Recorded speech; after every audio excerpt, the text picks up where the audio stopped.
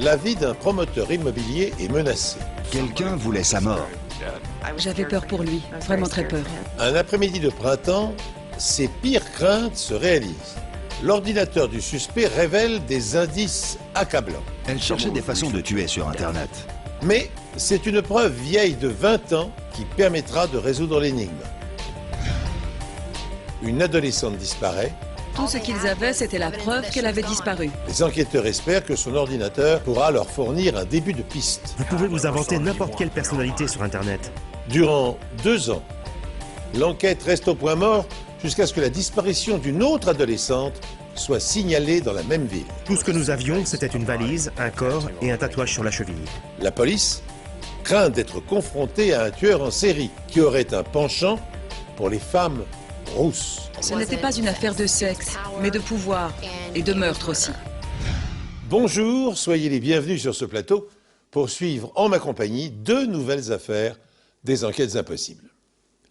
Dans une enquête criminelle, le moindre indice peut se transformer en preuve à charge. Sachant cela, les criminels s'emploient à effacer derrière eux les traces compromettantes. Mais que peuvent-ils faire quand la preuve de leur culpabilité réapparaît comme par magie 20 ans plus tard? Dans l'ouest du Colorado, un brillant promoteur immobilier, Alan Helmick, et sa femme Myriam traversent une période difficile. La société immobilière d'Alan n'est plus aussi prospère qu'avant. Et quelqu'un a récemment essayé de le tuer. Pendant qu'Alan attendait Myriam, il a remarqué que de la fumée s'échappait de l'arrière de sa voiture. C'était au beau milieu d'un parking, en pleine journée. Apparemment, quelqu'un a placé un explosif dans le réservoir d'essence. Heureusement, Alan a vu la fumée et il est sorti à temps de sa voiture. Pour une raison qu'on ignore, quelque chose n'a pas marché. La voiture n'a pas explosé. Malheureusement, le parking n'est pas équipé de caméras de surveillance. La personne qui a placé l'engin explosif n'a pas été filmée. Vous avez des ennuis avec quelqu'un? Avec 2 personnes. De qui s'agit-il? Des gens qui travaillent dans une grosse banque. Le président et son vice-président. Ils m'ont accusé de maquiller les demandes de prêt, ce qui est faux. C'est eux les coupables. J'avais la sensation, et je pense que les enquêteurs aussi, que ça allait être une affaire difficile. Est-ce qu'un contrat d'affaires avait mal tourné? Il y avait des ventes de propriétés dans lesquelles plusieurs personnes étaient impliquées. Peut-être que l'une d'entre elles était en colère et en voulait à Alan. Elle avait peut-être perdu de l'argent. 6 semaines plus tard, Alan ne se rend pas à un déjeuner prévu avec sa femme. Quand Myriam rentre chez elle, elle découvre son mari sur le sol de son bureau. Quand la police et les ambulanciers arrivent, ils constatent le décès d'Alan Helmick. Il a été tué d'une balle derrière la tête. Une douille provenant d'un pistolet de calibre 25 se trouve près du corps. La thèse du suicide a tout de suite été éliminée. Il n'y avait pas d'arme et à cause de l'emplacement de la blessure, ce n'était pas plausible. Le beau-fils d'Alan apprend sa mort quand il arrive au domicile familial.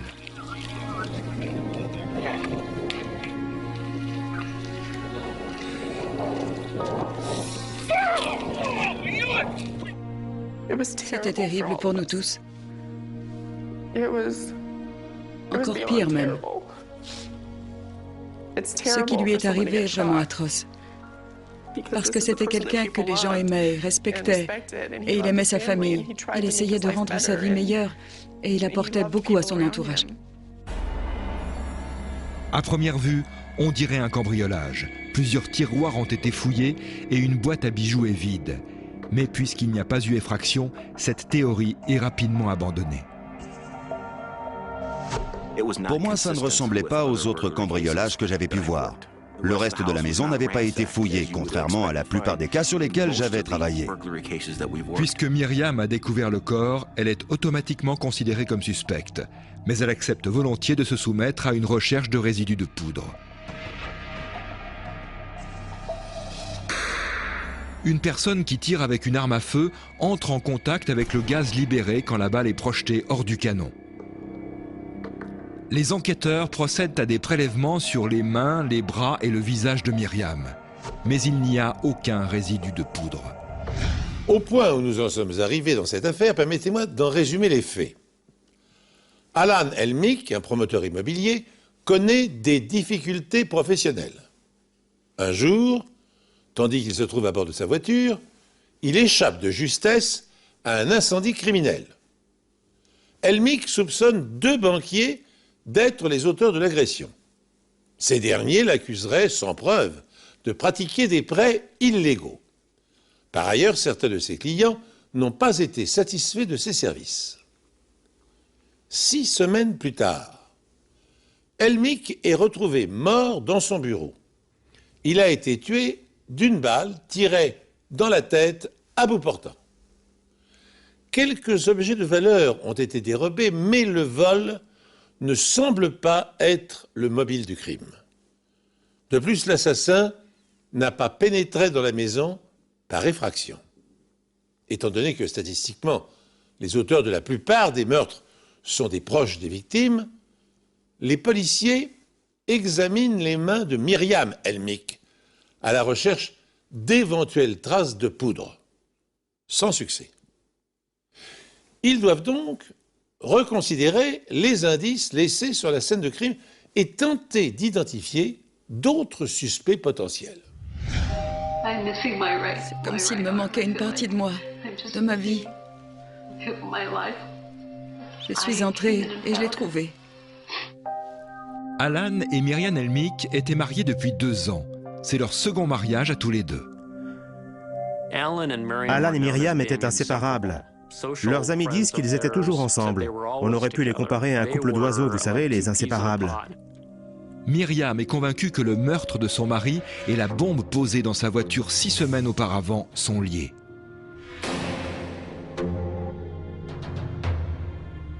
Une semaine après l'enterrement d'Alan, Myriam trouve une carte de vœux sous son paillasson. Elle est adressée à la veuve éplorée. La carte disait « Les fous répètent les mêmes choses en espérant un résultat différent à chaque fois. Alan était le premier. Vous êtes la suivante, courez. » À ce moment-là, Myriam s'est complètement effondrée physiquement. Elle a été prise d'une peur hystérique. Ils ont couru aussi vite qu'ils ont pu, sont montés dans la voiture de son ami et sont partis en trombe.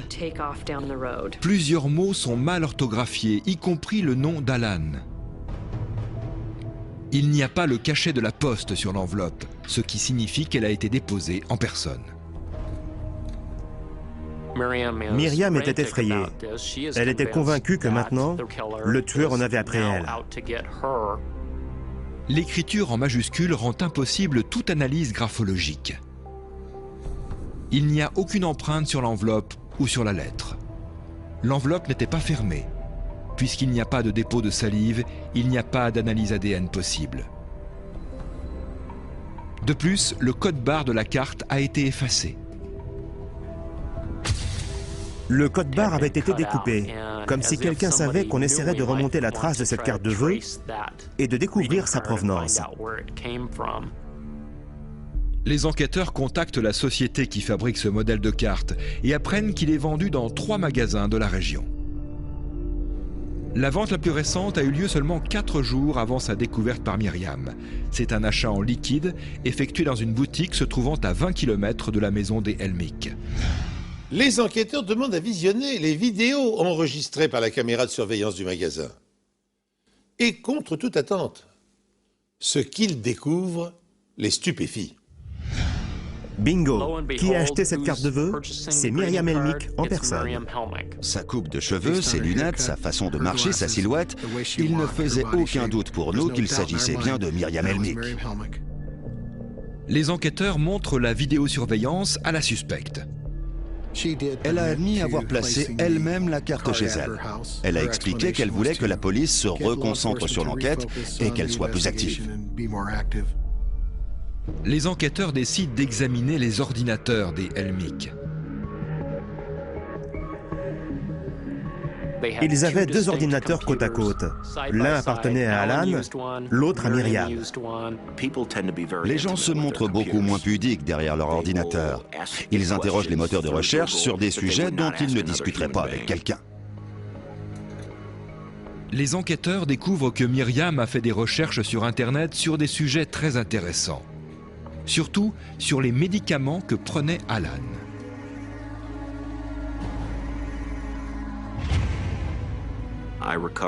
J'ai découvert environ 180 recherches en ligne sur des sujets comme overdose de Viagra, overdose de somnifères, overdose de médicaments contre l'hypertension, une combinaison des trois ensemble, des souffrances endurées lors d'une overdose. Je pense qu'elle cherchait différents moyens de tuer Alan. Les enquêteurs apprennent également que Myriam va largement bénéficier de la mort de son mari. Les biens d'Alan sont estimés à plusieurs millions d'euros. Oui, le plus vieux mobile du monde. Le problème pour le moment, c'est que la police n'a pas de preuve que Myriam a tué son mari.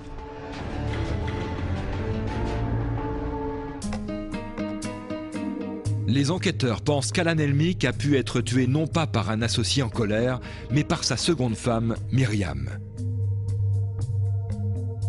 Quand la police fait des recherches sur son passé, elle découvre quelque chose de suspect. 6 années auparavant, le premier mari de Myriam, Jack Giles, s'est suicidé par balle alors qu'il était étendu dans son lit près de sa femme. Apprendre qu'une femme a plus d'un mari qui est mort tué par une balle dans la tête, ça éveille forcément les soupçons. Et les enquêteurs découvrent un autre élément troublant dans cette affaire.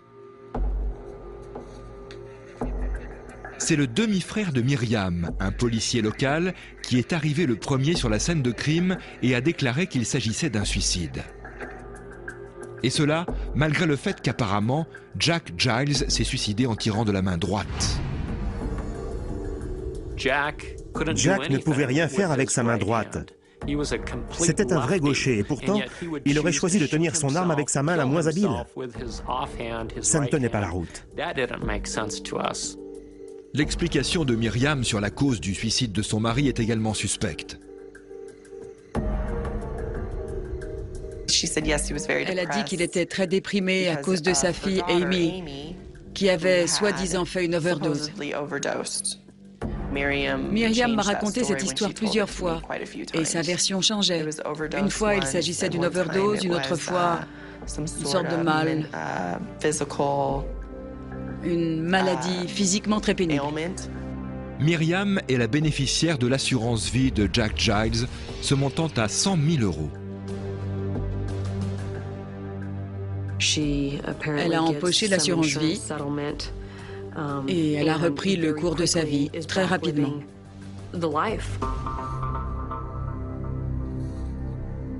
Pendant l'enquête sur le meurtre du second mari de Myriam, Alan Helmick, les policiers retrouvent une série de chèques pour un total de 30 000 € à l'ordre de Myriam. Tous les chèques ont été signés par Alan.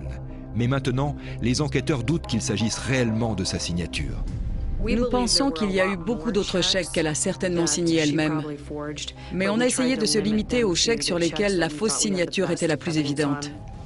Les experts en graphologie de la police identifient 10 chèques qui ont été contrefaits, mais ils ne peuvent pas dire avec certitude que Myriam est le faussaire. La police pense maintenant que c'est Myriam Helmick qui a piégé la voiture de son mari. Quand Alan a vu brûler sa voiture, elle se trouvait à l'abri dans un magasin. Elle s'est trouvée éloignée de la voiture au bon moment. Cela rappelle aux enquêteurs une scène du film No Country for Old Men.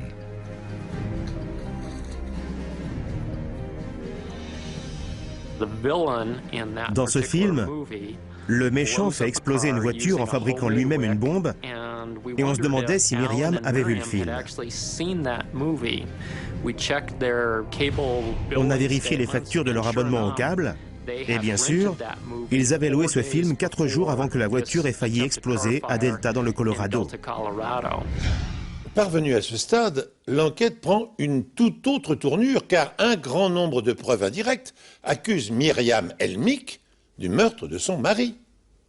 C'est elle qui, en effet, a acheté et confectionné la carte de menace, ceci afin de faire diversion. S'inspirant de la scène d'un film, c'est elle encore qui a piégé la voiture de son mari. C'est elle toujours qui a fait des recherches sur Internet pour s'informer des possibilités d'empoisonnement par surdosage de médicaments. Et puis c'est elle enfin qui a falsifié des chèques pour un montant de 40 000 $. À ce faisceau de présomption s'ajoute la mort suspecte de son premier mari. La police a-t-elle affaire à une veuve noire, à une tueuse en série, qui élimine ses conjoints successifs afin de s'enrichir?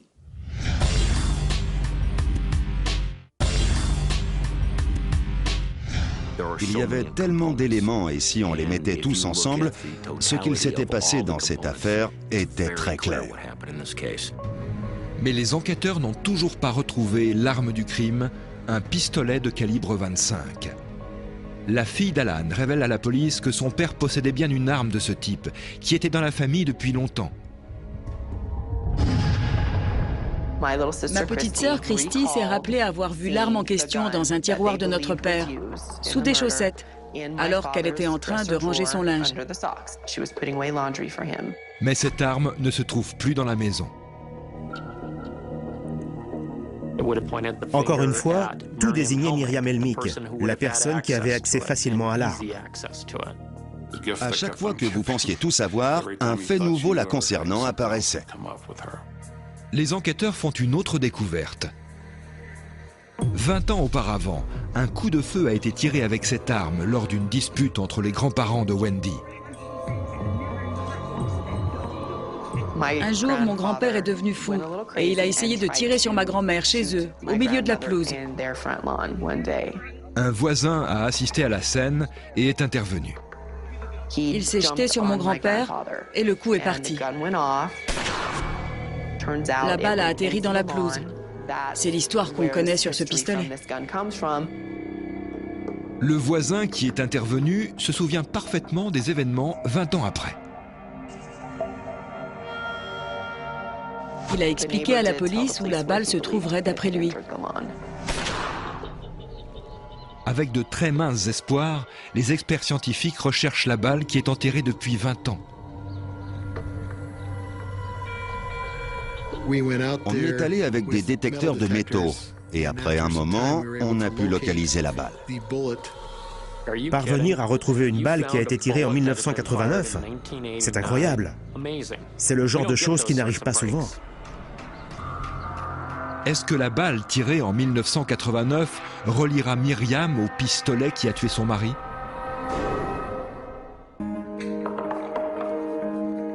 La famille d'Alan Elmick a dit à la police qu'il possédait un pistolet de calibre 25, mais il est introuvable. La fille d'Alan se rappelait que l'arme était assez petite et que la crosse était blanche. Une balle a été tirée avec cette arme 20 ans auparavant lors d'une dispute conjugale. Aussi incroyable que cela puisse paraître, la police a réussi à retrouver la balle enterrée dans la pelouse depuis toutes ces années. Malheureusement, après tout ce temps, la balle est abîmée. La balle était très rouillée et érodée. Et elle portait des marques résultant des dégâts causés par le frottement avec du sable ou de fines particules de roche. La balle qui a tué Alan Elmick est également endommagée à cause de l'impact, mais les rayures se trouvant sur les deux balles sont toujours visibles. Quand le canon d'une arme est fabriqué, des sillons sont creusés à l'intérieur du canon pour donner à la balle un mouvement de rotation. Le but est d'améliorer la précision du tir. Ces sillons sont uniques et propres à chaque arme, laissant des marques distinctives sur les balles. Les experts en balistique comparent les stries se trouvant sur les balles pour déterminer si elles ont été faites par la même arme. J'ai pu établir que la balle découverte dans le jardin correspondait à la balle retrouvée dans la tête de la victime, parce qu'elle présentait les mêmes rayures.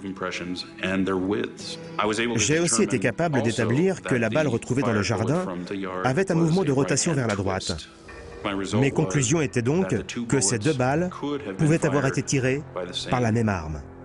Les résultats de la balistique, ainsi que les autres preuves indirectes, sont largement suffisantes pour inculper Myriam Helmick de meurtre.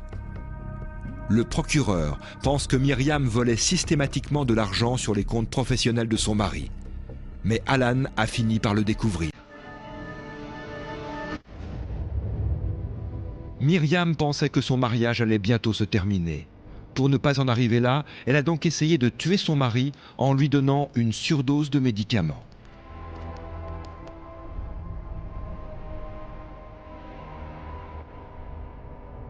Mais son plan n'a pas fonctionné. Elle a alors tenté de faire exploser sa voiture en plaçant une mèche dans le réservoir d'essence.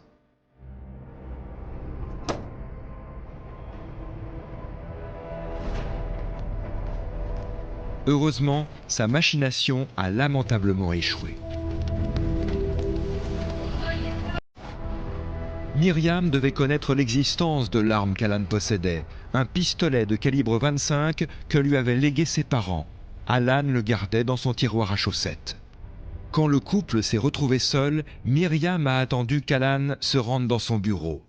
Elle s'est faufilée derrière lui et lui a tiré une fois dans la tête.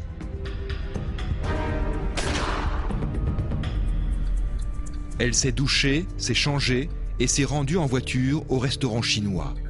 Pour se créer un alibi, elle a laissé un message sur la boîte vocale du téléphone de son mari en lui demandant où il se trouvait. Hey Alan, this isn't funny anymore. I've been sitting here in front of the Chinese Dragon or the Chinese place for 15 minutes and you're never late. La police ignore où elle s'est débarrassée du pistolet et de ses vêtements, mais il s'agit certainement d'un lieu situé sur son parcours entre son domicile et le restaurant. Quand Myriam est retournée chez elle, elle a appelé les secours pour leur dire qu'elle avait trouvé son mari baignant dans une mare de sang. Après l'enterrement d'Alan, Myriam a acheté une carte de vœux et l'a placée chez elle pour faire croire qu'elle était la prochaine cible du meurtrier de son mari. Mais elle n'a pas vu que la boutique était équipée d'une caméra de surveillance. C'était Myriam sans l'ombre d'un doute. Elle portait les mêmes vêtements que lors de son interrogatoire par la police. Pendant son procès, Myriam décide de témoigner pour se défendre. Mais selon tous ceux qui y ont assisté, sa prestation l'a totalement desservie. Je ne sais pas ce qu'il s'est passé. J'ai tenu sa main pendant quelques minutes pour essayer de donner un sens à tout ça. Je ne me retrouve pas souvent dans ce genre de situation, et c'est un moment dont je me souviendrai pendant longtemps, parce que j'ai été obligé de la traiter plus ou moins de meurtrière devant les jurés. Je n'allais pas tourner autour du pot. Je devais faire savoir au jury que je ne croyais pas à sa petite comédie. Quand j'ai demandé aux jurés ce qu'ils avaient pensé d'elle, 6 d'entre eux m'ont répondu en même temps « c'est une menteuse ». Le jury déclare l'accusée Myriam Helmick coupable de meurtre avec préméditation.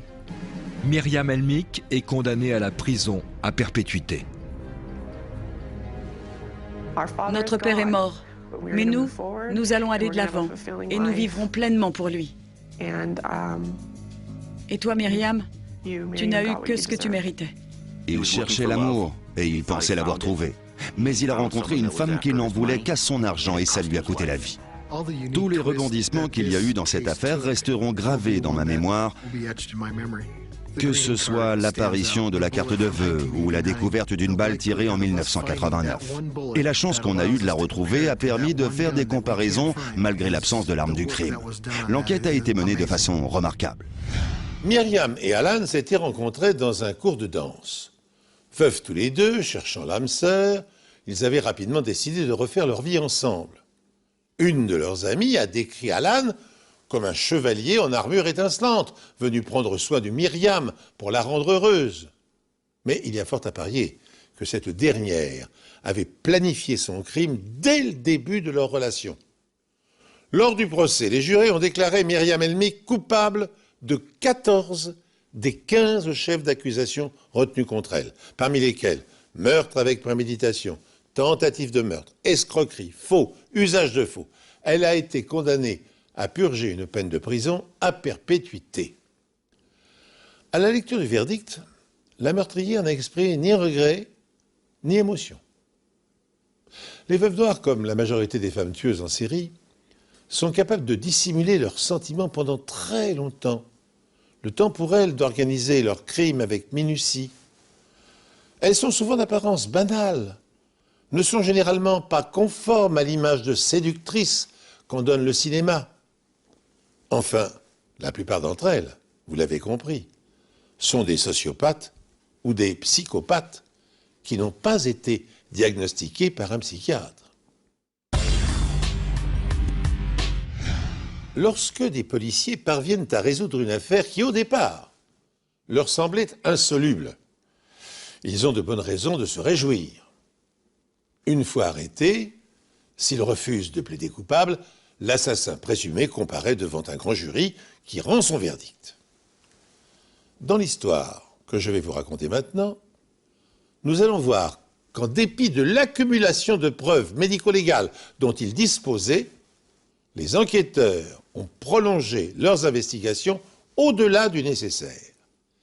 Et cet excès de zèle leur a permis d'exhumer une seconde affaire classée depuis 2 ans. Une journée typique à Lubbock, au Texas. Un employé de la décharge municipale remarque cependant une chose inhabituelle, même dans un endroit comme celui-ci.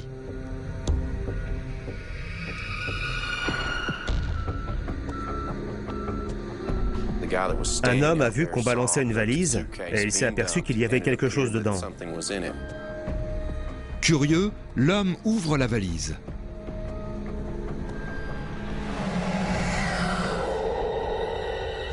Au début, il pensait qu'elle contenait un mannequin, mais il a vite compris qu'il s'agissait du corps d'une jeune femme. Son corps était recroquevillé dans une position fétale. Il présentait de nombreuses blessures et des bleus. La victime est une jeune femme rousse. Son corps est entièrement dénudé. Aucun indice ne permet de l'identifier et elle n'a aucun signe distinctif, excepté un tatouage sur la cheville, Summer. Tout ce que nous avions, c'était une valise, un corps et un tatouage sur la cheville. Selon le légiste, la mort serait survenue il y a moins de 24 heures. La victime a été sauvagement battue et elle respirait encore lorsqu'elle a été mise dans la valise. Le rapport d'autopsie conclut que l'asphyxie est la cause du décès. Quelle mort atroce d'être enfermée vivante dans cette valise et laissée à l'agonie. De plus, la victime était enceinte de 2 mois et demi. Toute la ville était sous le choc. Et on se demande, mais quel genre de monstre est capable de faire ça? Qui est capable de faire ça à un autre être humain? Ces empreintes digitales permettent de l'identifier. Summer Lee Baldwin, 29 ans. Une mère célibataire de 4 enfants, déjà arrêtée pour racolage. C'était une jeune femme qui se battait pour survivre, comme le font tant d'autres. Elles essaient tout simplement de s'en sortir jour après jour. Elles évoluent dans un monde qu'il est parfois impossible de quitter. L'enquête pour retrouver l'assassin de Summer s'annonce difficile. Son activité la mettait en contact avec des individus peu recommandables. Et trouver des indices dans une décharge est une tâche ardue, voire impossible. Il y avait des détritus partout. Chercher des indices là-dedans serait un véritable cauchemar. Un travail de titan. La police ne retrouve aucune empreinte sur la valise. Il s'agit d'un modèle de grande marque et le code barre est toujours présent. C'est le point de départ de l'enquête. J'ai été chargé de réunir et de tirer le maximum d'informations de cette valise. Le fabricant indique à la police que ce modèle a uniquement été vendu dans les magasins du centre commercial Walmart. Je suis allé à Walmart. J'ai trouvé les valises, le même modèle avec la même référence à l'intérieur. Une employée m'a dit qu'à partir de ce numéro, ils pouvaient retrouver la trace de toutes les ventes dans leur système informatique. Effectivement, le système de tracking pour suivre leurs produits est assez sophistiqué. Les enquêteurs apprennent qu'une valise de ce modèle a été vendue le jour du meurtre de Summer à 3 heures du matin. Le client aurait aussi fait un autre achat en même temps. C'est pas commun d'aller acheter une valise à 3h30 du matin. Et ça l'est encore moins d'acheter des gants en latex. C'était très suspect. La police examine les vidéos des caméras de surveillance dans l'espoir d'y apercevoir le suspect. Sur la vidéo, on voit un homme de type hispanique ou de type caucasien, mais très brun. Approximativement 1m80, âgé d'une vingtaine d'années. Les enquêteurs doivent maintenant essayer de le retrouver. La police est à la recherche d'un suspect dans l'enquête sur le meurtre de Summer Lee Baldwin, 29 ans. Des caméras de surveillance d'un magasin de Walmart montrent un homme achetant la valise dans laquelle son corps gisait quelques heures avant sa découverte à la décharge. Les vidéos permettent également d'identifier le véhicule du suspect. C'était un pick-up de couleur rouge. L'homme a utilisé une carte de crédit pour acheter la valise. Nous avons découvert que le détenteur de la carte de crédit s'appelait Rosendo Rodriguez. Les relevés montrent que la même carte a été utilisée quelques minutes plus tard pour payer un plein de carburant. Les enquêteurs remarquent un hôtel de l'autre côté de la rue, face à la station-service. Une employée travaillant à la réception a reconnu Rosendo d'après la photo de son permis. Il avait fait une réservation sous le nom de Thomas Rodriguez. La clé de la chambre d'hôtel fournit une information capitale aux enquêteurs. Les clients ne le voient pas, mais chaque utilisation de la clé magnétique pour entrer dans une chambre est enregistrée informatiquement. Dans cette affaire, les policiers ont bénéficié d'une extraordinaire succession de hasards heureux. Alors, premier coup de chance, la valise de grande marque dans laquelle a été enfermé le corps de Summer Lee Baldwin n'était en vente que dans un seul magasin de la ville. Un modèle de valise rigoureusement identique à celui retrouvé sur la décharge à ordures et une paire de gants en latex ont été achetés à 3 heures du matin, ce qui est tout à fait inhabituel. L'acquéreur a payé avec une carte de crédit et a été filmé par une caméra de surveillance. Puis, la réceptionniste de l'hôtel situé en face du magasin a reconnu le suspect. Il s'agit d'un certain Rosendo Rodriguez. Ensuite, la clé magnétique de la chambre d'hôtel fournit aux enquêteurs un indice supplémentaire. Rodriguez a regagné sa chambre à 3h46, soit moins d'1 heure après l'achat de la valise. Et ce n'est pas tout. Nous avons découvert ce que nous pensions être du sang sur le tapis, le sommier et les draps du lit. Dans le couloir de l'hôtel, il y avait une poubelle. On y a retrouvé un sac pour le linge et à l'intérieur, il y en avait un du centre commercial. Et dedans, des gants en latex. À ce moment-là, on a eu la sensation d'avoir trouvé la scène de crime, l'endroit où Summer Baldwin avait été tué. Une question demeure. Où se trouve Rodriguez? La police consulte la liste des appels émis et reçus sur son portable. Quelques heures après avoir disposé du corps, il était dans un bus. Durant le trajet, il a pris une photo de lui dans son polo blanc et vert, souriant à l'objectif comme si rien ne s'était passé. Ensuite, il l'a envoyé à une de ses petites amies avec la légende sur le retour vers San Antonio. À San Antonio, la police se rend chez les parents de Rodriguez et trouve le suspect devant son ordinateur.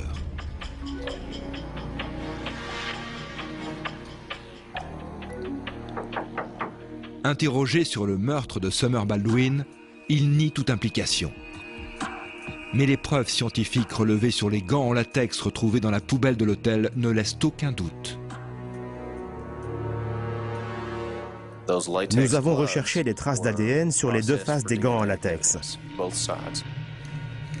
Sur la face extérieure des gants, on retrouve l'ADN de la jeune femme. Il est également présent à l'intérieur, tout comme l'ADN de Rodriguez.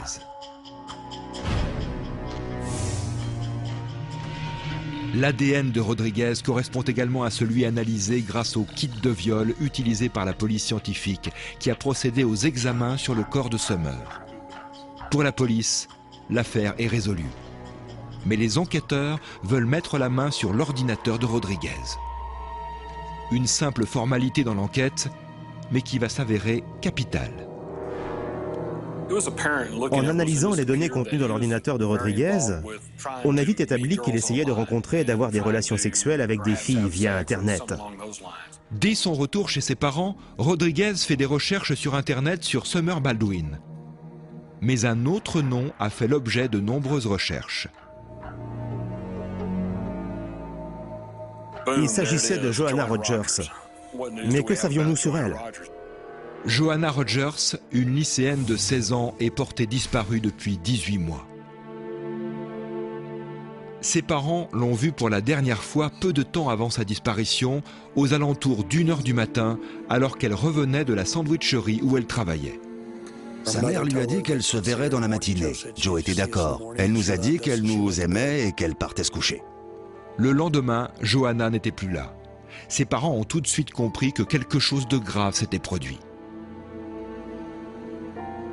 Elle n'a pas utilisé sa voiture. Elle n'a pas pris ses clés, ni d'argent. Elle n'a emporté aucun vêtement excepté ceux qu'elle portait, ni son téléphone. Il y avait forcément de quoi s'inquiéter. Elle avait disparu et je n'avais aucune idée de ce qui avait pu se passer. Il n'y a aucun signe d'effraction. Et les parents de Joanna, dont la chambre donne non loin de l'entrée, n'ont rien entendu. J'avais envie de croire qu'elle allait de nouveau franchir la porte. Je savais qu'il y avait d'autres possibilités, mais je ne voulais pas m'attarder dessus. J'avais peur. Joanna n'aurait jamais pu partir comme ça. C'est ce qui nous terrifiait parce que ça ne collait pas avec son caractère. Peu après sa disparition, la police et des volontaires organisent des recherches. Sans résultat. Des centaines de gens ont participé aux recherches pour retrouver l'adolescente. Joanna, où que tu sois, nous voulons que tu saches que nous t'aimons. Et si quelqu'un sait où est Joanna, je vous en prie, merci de contacter le bureau du shérif pour nous aider à la retrouver. Les policiers disposent maintenant de suffisamment de preuves médico-légales pour inculper Rosendo Rodriguez du meurtre de Summer Baldwin.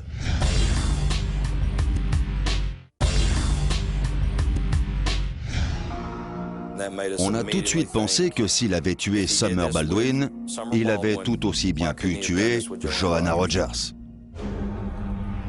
La police est convaincue que Rosendo Rodriguez a assassiné Summer Baldwin dans une chambre d'hôtel de Lubbock. Il a ensuite caché son corps dans une valise et s'en est débarrassé dans une décharge. En se basant sur les informations retrouvées dans l'ordinateur de Rodriguez, les enquêteurs soupçonnent le suspect d'être aussi impliqué dans la disparition d'une lycéenne de 16 ans, Joanna Rogers.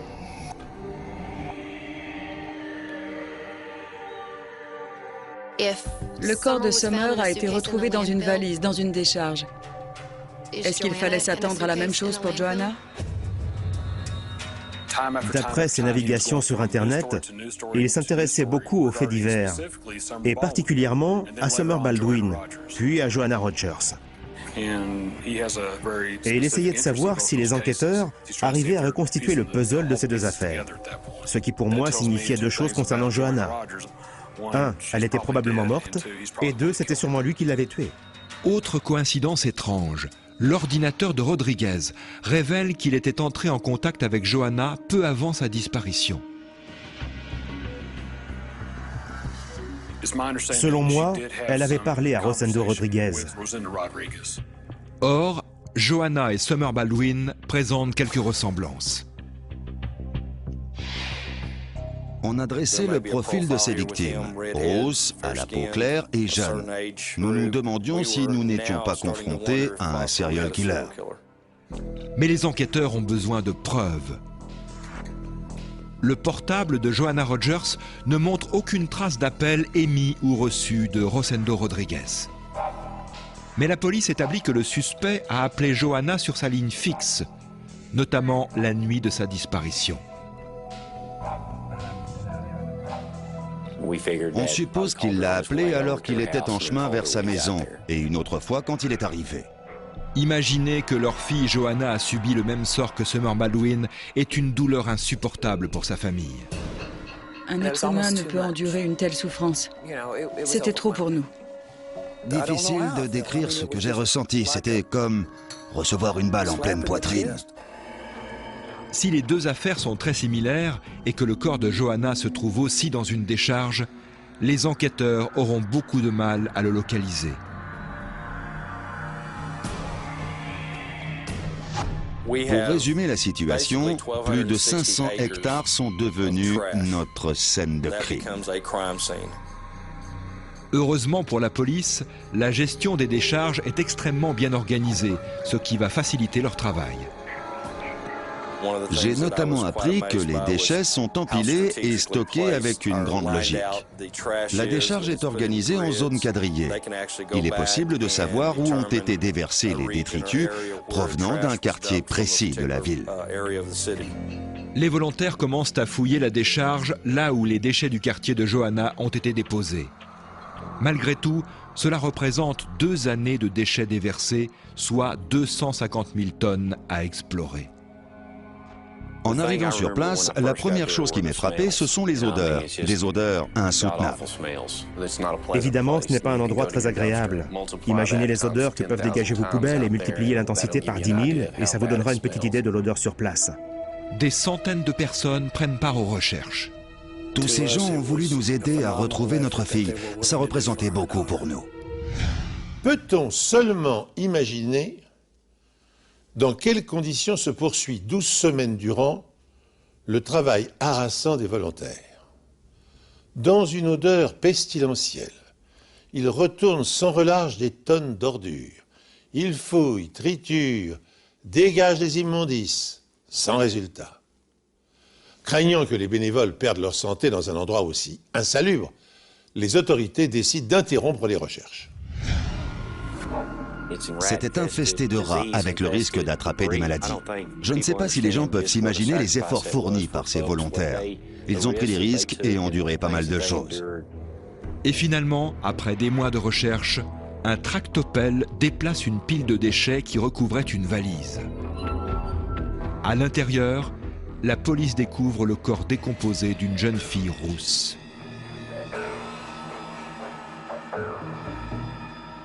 L'examen dentaire confirme qu'il s'agit bien de Johanna Rogers.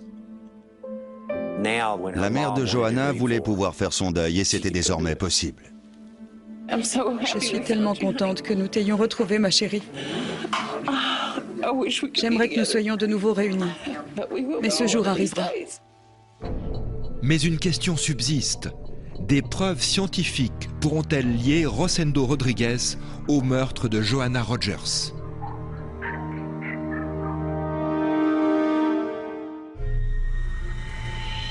Grâce à la technologie numérique, la police trouve les preuves nécessaires au bout de 2 jours.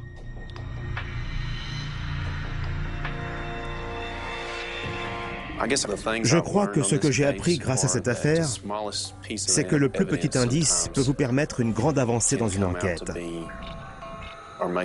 C'est pour ça qu'il ne faut jamais rien négliger. Je suis revenu au point de départ, le code barre de la valise. C'est ce qui nous a fourni la première piste.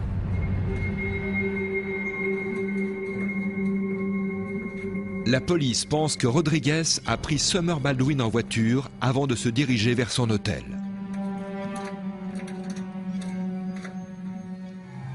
Ils ont eu des rapports sexuels, puis une violente dispute a éclaté.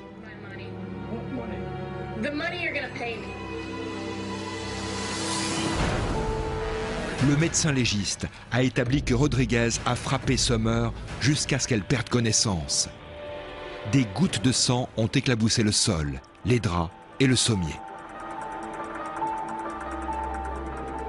Rodriguez conduit jusqu'au centre commercial où il achète une valise et des gants en latex qu'il paye avec sa carte de crédit. Il fait ensuite un plein d'essence et d'après l'enregistrement de la clé magnétique de l'hôtel, il réintègre sa chambre à 3h46 du matin.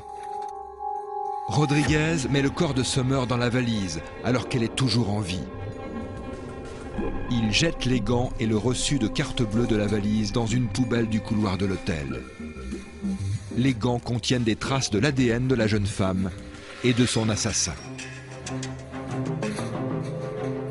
Rodriguez dépose le corps de Summer dans une benne qui sera un peu plus tard récupérée par un camion qui en déposera le contenu à la décharge. Le téléphone portable de Rodriguez permet de retracer sa route jusqu'à San Antonio. Mais ce qui a permis à l'enquête de décoller, c'est le code-barre de la valise.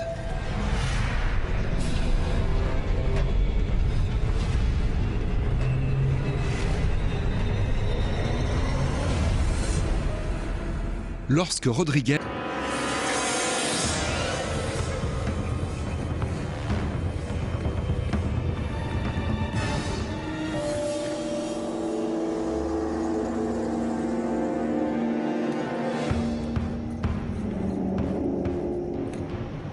Les preuves réunies par les enquêteurs montrent que Rodriguez a opéré de la même façon qu'avec Summer.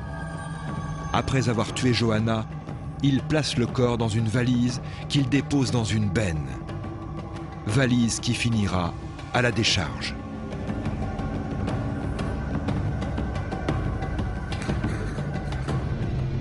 Malheureusement, aucune trace d'ADN appartenant au suspect n'est relevée durant l'autopsie de Johanna Rogers.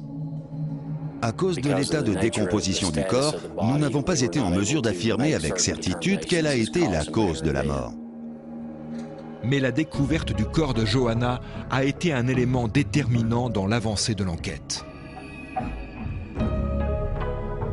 La police a fait un travail extraordinaire pour retrouver Johanna et permettre à sa famille de lui offrir des funérailles. C'est essentiel pour que les proches puissent faire leur deuil et important aussi pour sa mémoire. Rosendo Rodriguez est jugé pour le meurtre de Summer Baldwin. Les preuves scientifiques ont été déterminantes. L'accusé est reconnu coupable et condamné à mort.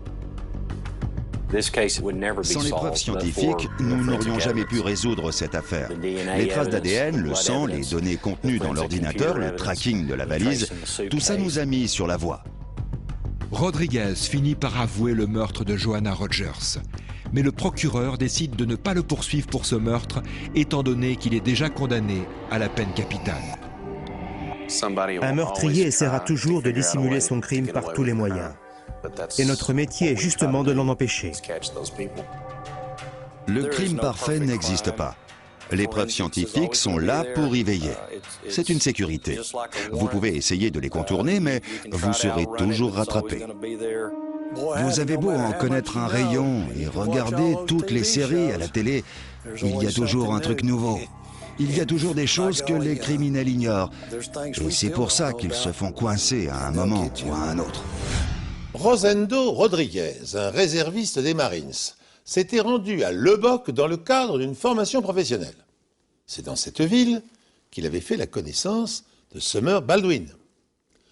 Au cours du procès, Rodriguez prétendit qu'il entretenait une liaison amoureuse avec la jeune femme, mais que l'addiction de cette dernière au crack avait rapidement détérioré leur relation. Un soir, dans la chambre d'hôtel, tandis qu'une violente dispute avait éclaté, Summer avait essayé de lui porter des coups de couteau. En état de légitime défense, Rodriguez l'avait étranglé accidentellement, puis avait déposé son corps dans une décharge. Cette version, complètement rocambolesque, n'ayant eu aucun impact sur le jury, le procureur proposa un marché. Il acceptait de commuer la peine de mort en réclusion à perpétuité à condition que Rodriguez confesse son implication dans l'assassinat de la jeune Johanna Rogers. Pour sauver sa tête, Rodriguez reconnut les faits. Ayant obtenu son numéro de téléphone sur Internet, il avait violé et tué la lycéenne après l'avoir attirée dans un piège. Ainsi s'achève cette émission. Merci de l'avoir suivi en ma compagnie. Rendez-vous prochainement sur cette antenne pour un nouvel épisode des Enquêtes Impossibles.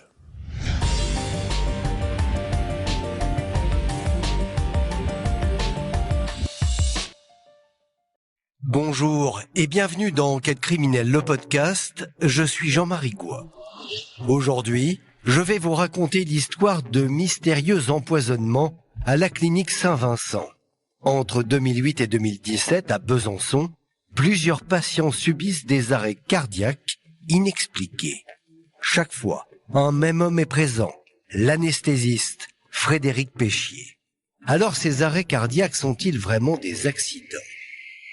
Avec moi, vous entendrez les voix de Frédéric Péchier mis en examen, de Jean-Claude Gandon et Sandra Simard, tous les deux victimes d'empoisonnement, ainsi que des avocats et journalistes qui ont travaillé sur cette affaire. Bonne écoute.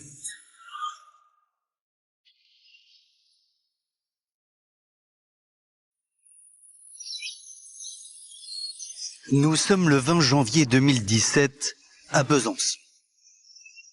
Ce matin-là, à la clinique Saint-Vincent, un patient s'apprête à vivre un véritable calvaire. Il s'appelle Jean-Claude Gandon. Il a 70 ans et doit être opéré de la prostate. Une intervention d'ordinaire maîtrisée par le corps médical et qui débute par une phase d'anesthésie générale.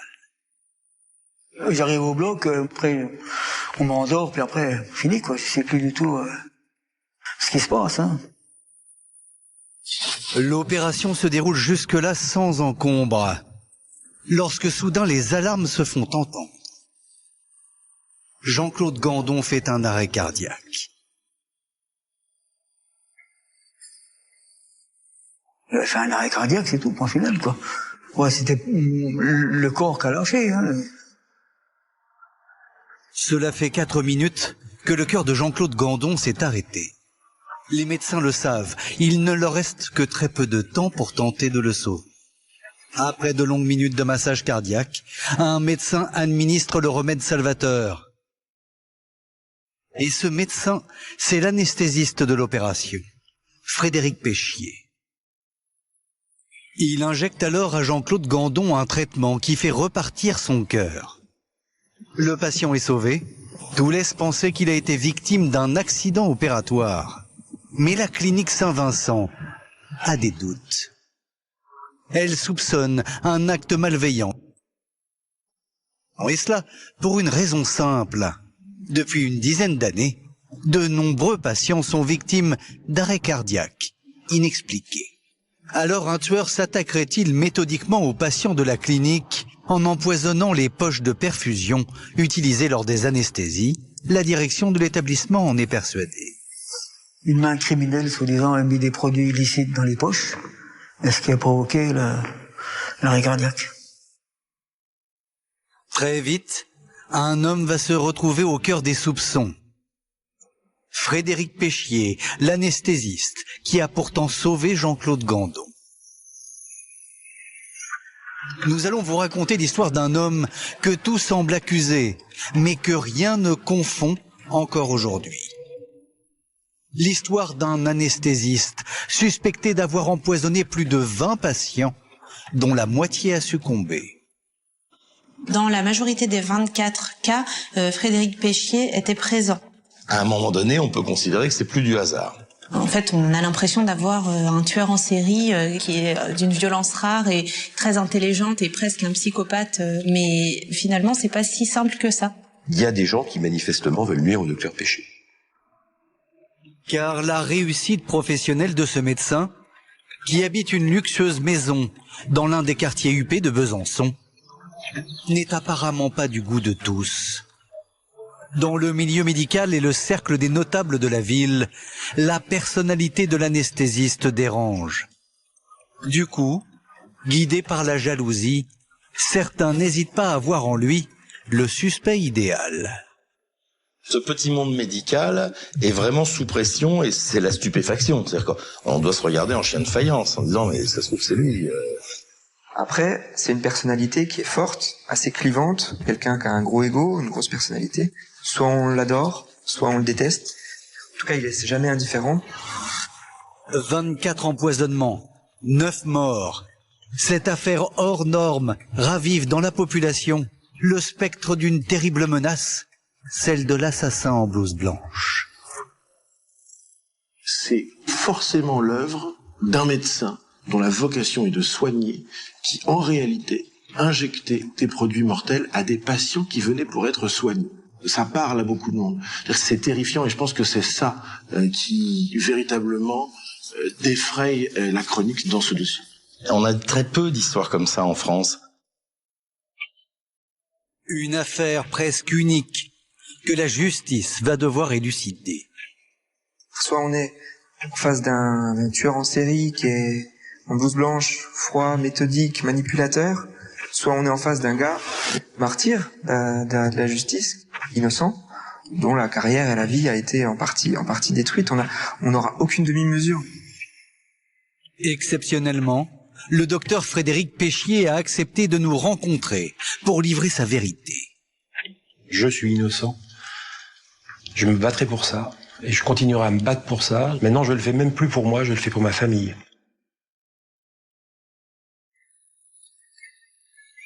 Nous sommes en mars 2017. L'affaire du docteur Péchier n'a pas encore éclaté. 2 mois après son infarctus, Jean-Claude Gandon poursuit sa convalescence auprès de son épouse. D'abord, l'homme pense avoir été victime d'un banal arrêt cardiaque. Mais un coup de fil quelques jours après l'intervention va bouleverser la vie du couple. Nous, on l'apprend au mois de mars, début mars, quoi, par la police. On reçoit un coup de téléphone à 5h30. Madame Gandon, est-ce que Monsieur Gandon est là? J'ai dit oui, vous pouvez me le passer, il n'y a pas de problème. Et c'est là qu'il a appris ce qui s'était passé. Une main criminelle, soi-disant, a mis des produits illicites dans les poches, et ce qui a provoqué l'arrêt cardiaque. C'est ce que la police me dit. Et moi, j'y crois pas, de toute façon. Même encore aujourd'hui, je me dis comment on arrive à faire des trucs comme ça, quoi. Mais à aucun moment, à la clinique, on m'a dit quoi que ce soit. En effet, quelques heures après l'infarctus de Jean-Claude, c'est le silence radio au sein de la direction de la clinique Saint-Vincent.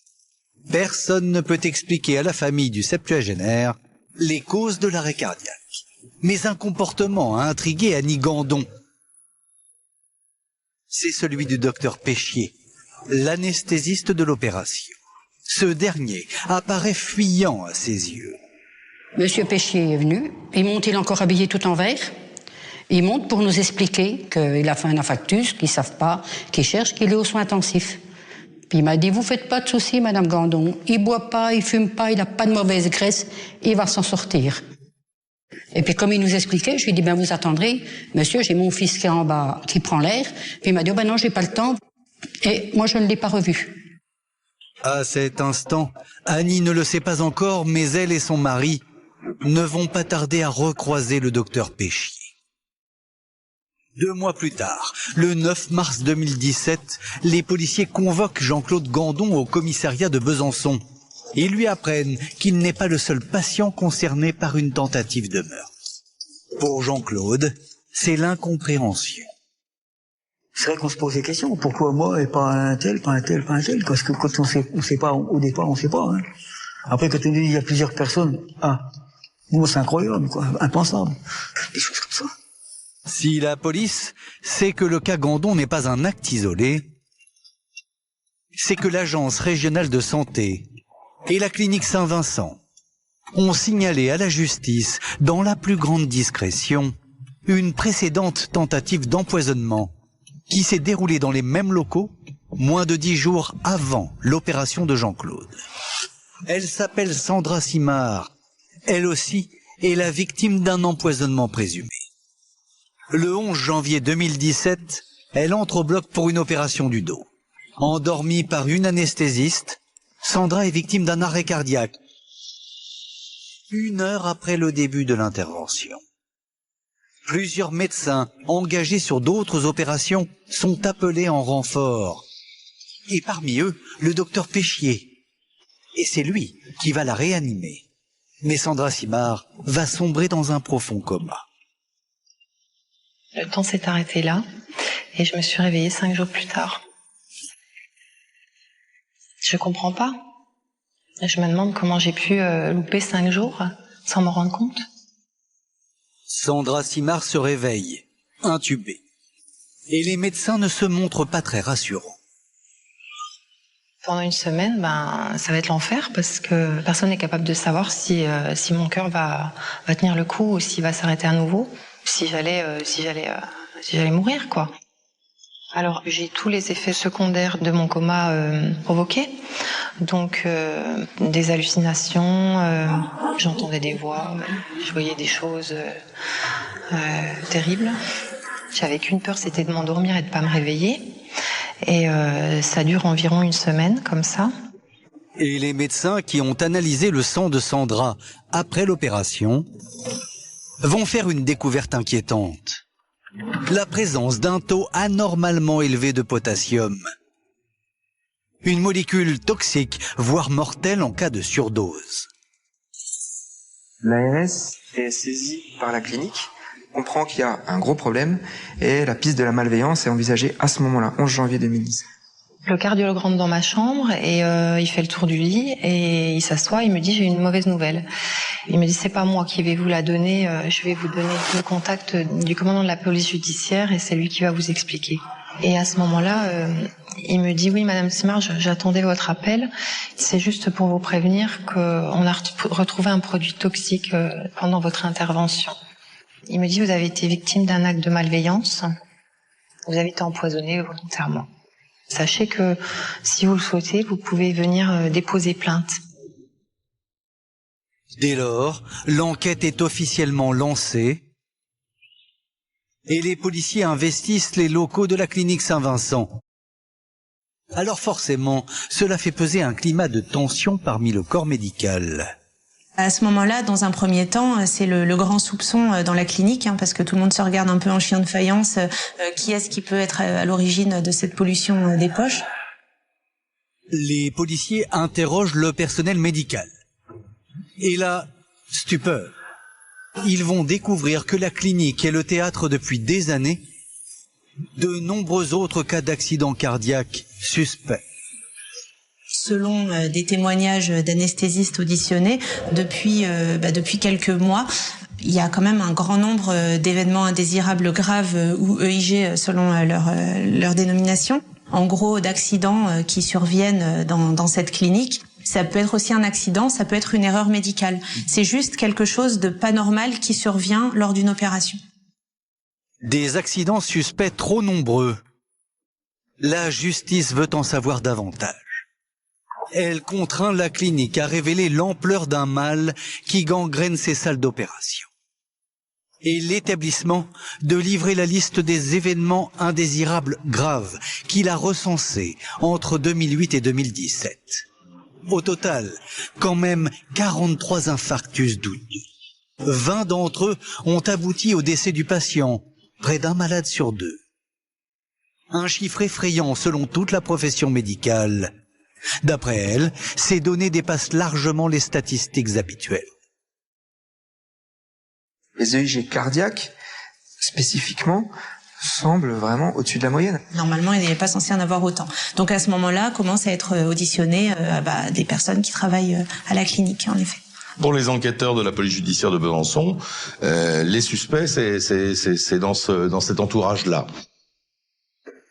Alors, plusieurs médecins vont se succéder tour à tour dans le bureau des policiers. Spontanément, tous précisent que leur établissement n'est pas le seul touché par ces accidents cardiaques suspects. Ils désignent aussi la polyclinique de Franche-Comté, un autre établissement hospitalier de Besançon, dans lequel 3 patients ont été les victimes d'infarctus inexpliqués en 2009.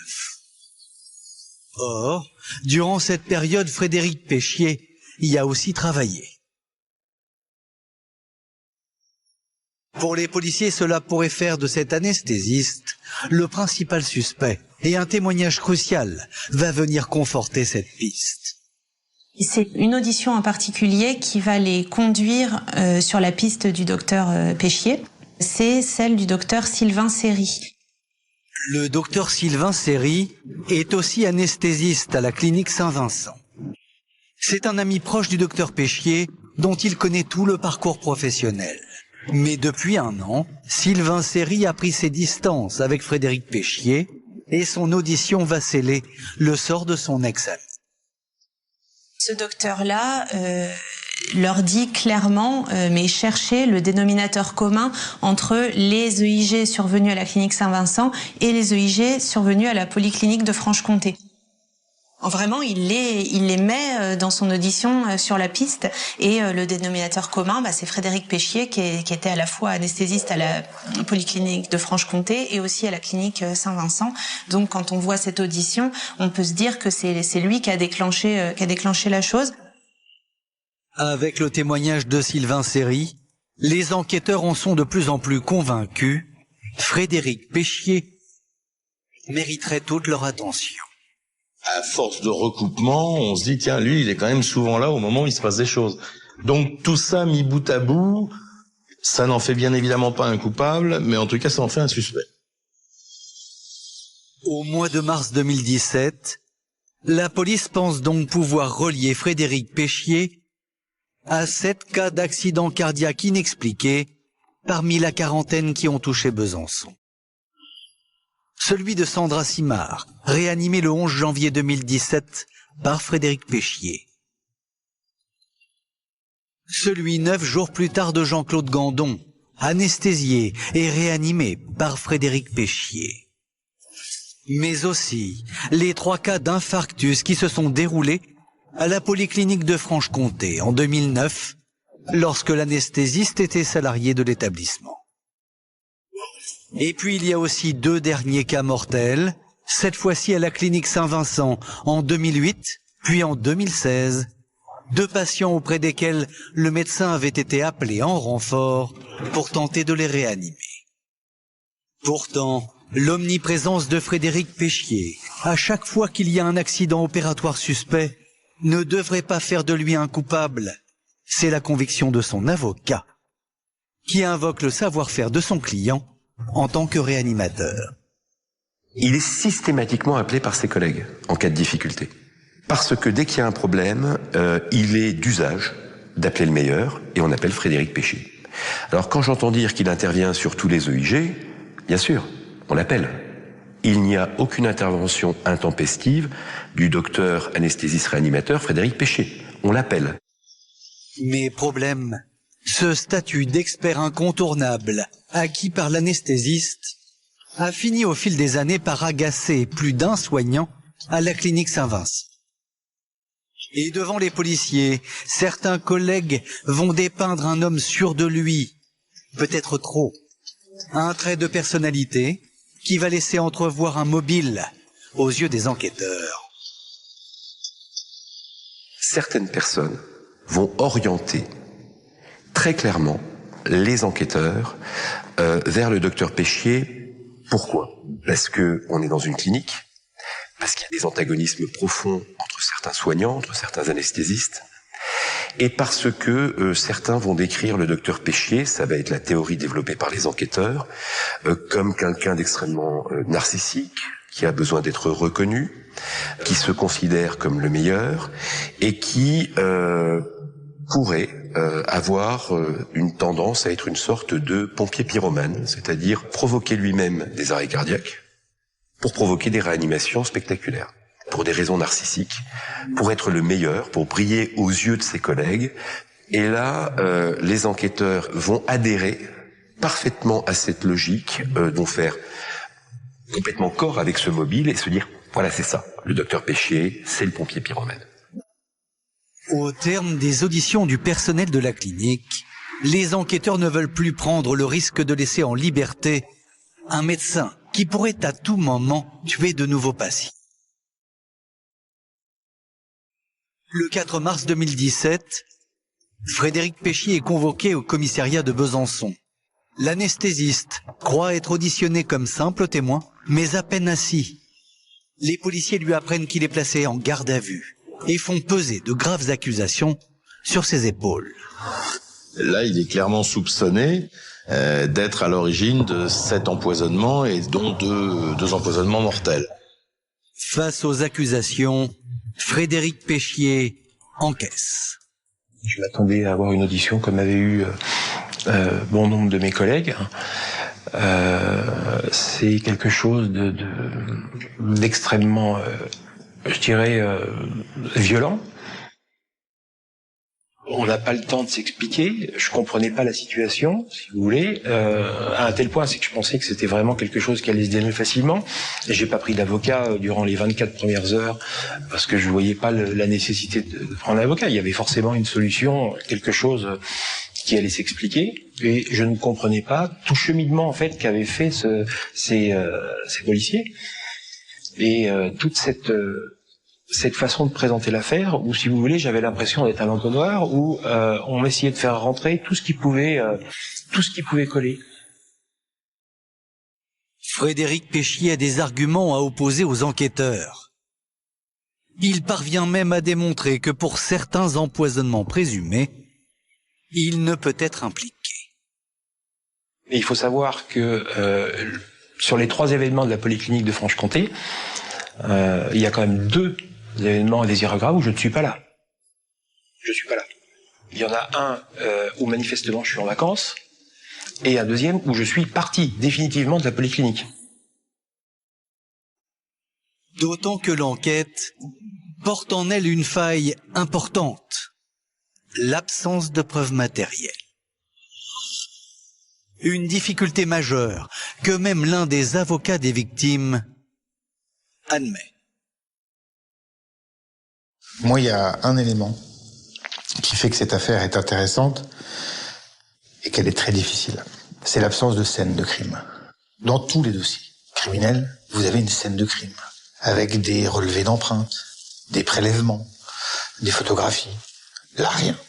C'est très compliqué parce que vous n'avez pas d'empreinte digitale. Il n'y a pas d'ADN non plus.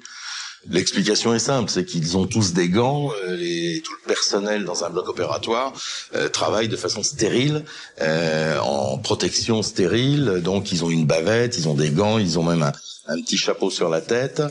Dans le dossier, il n'y a rien de clair, il n'y a pas son ADN, il n'y a pas un truc complètement sans débat. Et c'est difficile parce qu'on travaille donc par recours. Pour moi, la singularité de ce dossier, elle est là.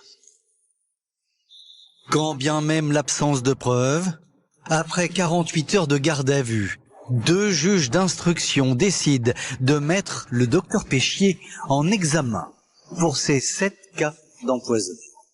Et avant que l'affaire ne fasse la une des journaux, l'un des responsables de la police judiciaire prévient les victimes. Et il m'a dit, écoutez, Madame Simard, on a mis quelqu'un en examen. Et je lui dis, qui c'est?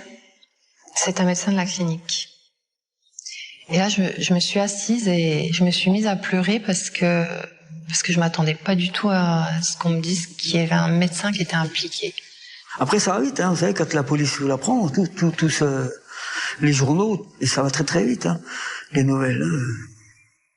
Un médecin réputé, accusé d'empoisonner des patients dans l'une des principales cliniques de Besançon. L'affaire est inévitablement relayée par la presse locale, qui s'empare du fait divers pour nourrir ses unes. L'onde de choc est immense et secoue le calme habituel de la bourgeoisie de Besançon. Ça veut dire que l'anesthésiste star de Besançon, celui dont tout le monde connaît le nom, dans cette petite ville, encore une fois, avec des notables qui se connaissent tous, etc. Donc peut-être que ce serait un meurtrier. Évidemment, c'est un séisme énorme. Aux yeux de l'opinion publique, l'anesthésiste fait figure de coupable idéal. Et ce sentiment est partagé à tous les étages de l'appareil judiciaire. L'avocat de Frédéric Péchier comprend que la présomption d'innocence de son client est menacée. Je vais avoir le sentiment, mais c'est mon sentiment d'avocat, que tout le monde est convaincu dans la chaîne judiciaire de la culpabilité de cet homme alors qu'on n'en est qu'à 2 mois d'enquête. Parquet, procureur adjoint, juge d'instruction, et j'ai le sentiment que tout est joué d'avance. Bon, c'est vrai qu'il sent bon, comme on dit, hein. On a envie de penser que c'est lui, mais ça suffit pas pour le condamner. Le 6 mars 2017, les juges d'instruction qui ont mis Frédéric Péchier en examen demandent à ce qu'il soit placé en détention provisoire. Mais la décision finale appartient à un autre magistrat, le juge des libertés et de la détention. Et contre toute attente, ce dernier va désavouer ses confrères. Au grand soulagement des défenseurs de l'anesthésiste. On arrive devant le juge des libertés et de la détention, parce qu'on vient de demander la détention du docteur Péchier, c'est cataclysmique. Et enfin, j'ai quelqu'un qui écoute, qui fait attention, qui est prudent, et qui dit « j'y vais pas ». Je ne le mets pas, comme me demandent le procureur et les policiers, et les juges d'instruction, en détention provisoire. Je lui interdis de travailler, je demande une caution, c'est déjà beaucoup, mais je lui laisse sa liberté. Si jamais on se trompe, au moins, je l'aurais pas mis en prison. Et les arguments du juge pour justifier le maintien en liberté de l'anesthésiste vont démontrer la fragilité des charges qui pèsent contre lui. Voici les motivations du juge des libertés. L'implication de Frédéric Péchier repose certes sur un faisceau d'indices concordants, de soupçons de la part d'un certain nombre de ses collègues, mais aucun indice matériel objectif n'a pu être vérifié pour mettre en évidence la culpabilité du mis en examen. En fait, la liberté est la règle dans tous les cas, normalement. Et pour mettre quelqu'un en détention, il faut des éléments assez forts. Alors, soit de dire qu'il est dangereux pour la société, mais les experts psychiatres, dans leur expertise psychiatrique, concluent au fait qu'il n'y a pas de dangerosité dans Frédéric Péchier. Donc, il n'est pas dangereux pour la société. Il risque pas de corrompre des témoins, parce que tout le monde a déjà témoigné, donc on voit pas tellement ce qu'il pourrait faire. Et il risque pas la réitération, parce que à ce moment-là, évidemment, il est plus anesthésiste. Donc, il n'y a pas d'éléments pour le mettre en détention. En avril 2017, Frédéric Péchier n'a plus le droit d'exercer, mais il est toujours mis en examen pour 7 empoisonnements et reste en liberté. Étonnamment, cette décision ne provoque pas la colère des victimes, car dans leur esprit aussi, il reste un doute sur la culpabilité de l'anesthésiste, comme le confie l'un de leurs avocats. Cela interrogeait, cela émouvait, parce qu'on pouvait se poser des questions et qu'on se disait mais on ne veut pas à tout prix un coupable, on ne veut pas à tout prix quelqu'un en détention, il doit bénéficier de la présomption d'innocence. Ce qu'on veut, nous, ce n'est pas un coupable, c'est la vérité. Merci d'avoir écouté la première partie de ce podcast consacré à l'affaire Frédéric Péchier. Dans la seconde partie de cet épisode, vous allez découvrir comment de nouvelles accusations vont permettre d'incriminer l'anesthésiste. Bonjour et bienvenue dans Enquête criminelle, le podcast. Je suis Jean-Marie Goua. Dans la seconde partie de cet épisode, consacré à l'affaire Frédéric Péchier, vous allez découvrir comment de nouvelles accusations vont permettre d'incriminer l'anesthésiste. Avec moi, vous entendrez les voix de Frédéric Péchier mis en examen, de Jean-Claude Gandon et Sandra Simard, tous les deux victimes d'empoisonnement, ainsi que des avocats et journalistes qui ont travaillé sur cette affaire. Bonne écoute.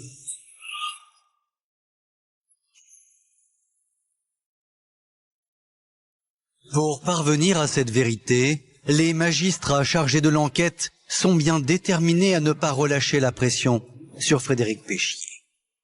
Car il leur reste toujours à analyser une 60aine de cas d'accidents opératoires suspects recensés à Saint-Vincent entre 2008 et 2017. Autant d'affaires qu'ils espèrent relier à l'anesthésiste. Un travail fastidieux qui va leur prendre 2 ans. Et après plusieurs centaines d'auditions et d'expertises, le résultat tombe. 16 mai 2019, l'effervescence gagne la ville de Besançon. Dans la salle de réception du palais de justice, le procureur de la République est sur le point de faire une déclaration qu'il a parfaitement orchestrée. Et cette fois-ci, la presse nationale s'est déplacée, car l'affaire de Frédéric Péchier s'apprête à basculer. Une information judiciaire a été ouverte au pôle de l'instruction de Besançon pour des empoisonnements aggravés susceptibles d'avoir été commis sur personnes vulnérables. À 17h, le procureur de la République fait une conférence de presse pour annoncer que le docteur Frédéric Péchier va être mis en examen par des juges d'instruction pour 17 faits d'empoisonnement. Incroyable, ce jour-là, le procureur ajoute 17 cas d'empoisonnement aux 7 premiers cas déjà retenus contre Frédéric Péchier. Au final, c'est la mise en perspective désormais des 24 événements indésirables graves qui donne une toute autre dimension au dossier en permettant de croiser des éléments de preuve de plus en plus denses. Mais c'est un autre chiffre avancé par le procureur qui provoque l'effroi. Et finit de présenter Frédéric Péchier comme un possible tueur en série aux yeux du grand public. Sur ces 17 événements indésirables graves retenus, qui s'échelonnent donc d'octobre 2008 à novembre 2016, 7 patients n'ont pas survécu à leur arrêt cardiaque et sont décédés.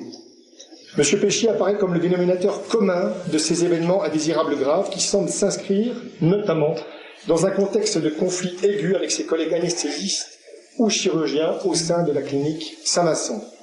C'est intéressant ce terme de dénominateur commun parce qu'en fait, le procureur Étienne Manteau n'a pas assez d'éléments pour dire que c'est lui et on n'a pas de preuves matérielles, mais il dit dénominateur commun, c'est-à-dire que Frédéric Péchier a un rapport avec ces 24 événements indésirables graves.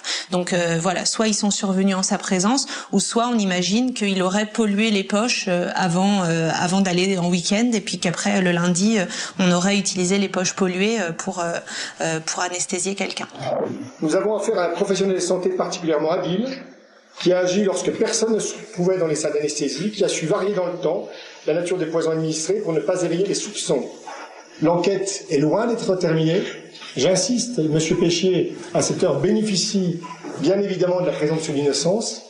Les charges reposent sur lui, mais de nombreux actes d'enquête doivent être encore accomplis. Je vous remercie de votre attention.